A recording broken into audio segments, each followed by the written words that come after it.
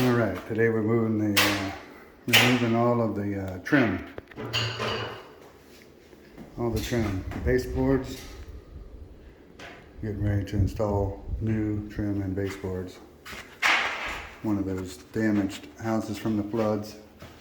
So what we gotta do is we gotta come up here and scrape all this off, all the extra caulk. We gotta chisel this old piece of trim off.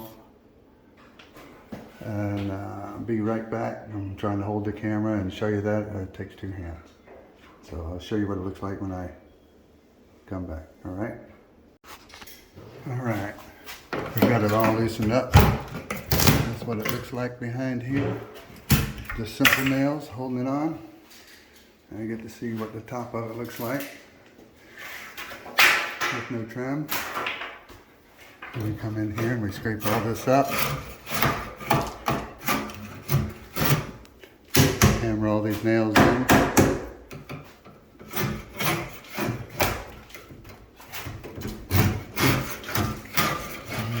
Make sure you're wearing your safety glasses. Caulk goes everywhere.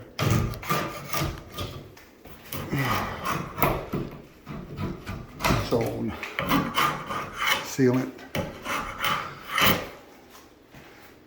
All right.